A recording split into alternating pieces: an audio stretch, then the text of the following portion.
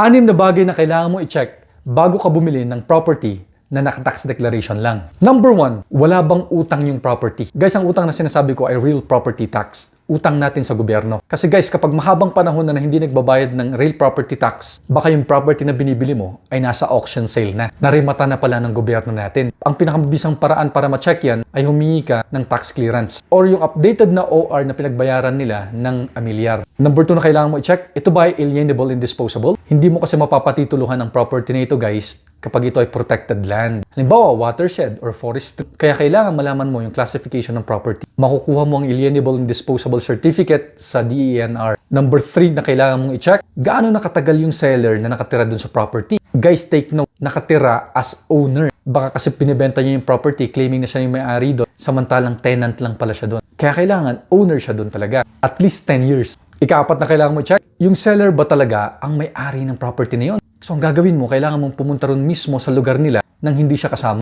Ipagtanong mo sa mga kapitbahay doon, ipagtanong mo sa mga kapitan doon, ipagtanong mo doon sa mga kagawad doon kung siya ba talaga yung matagal nang nakatira doon sa property na yun.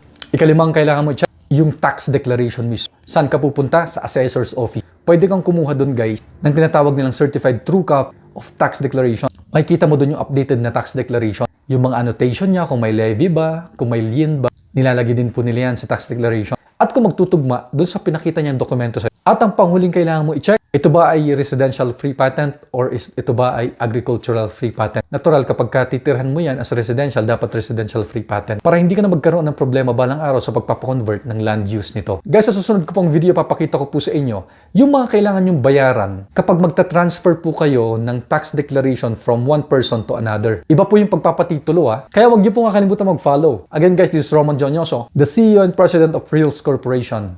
Bye-bye!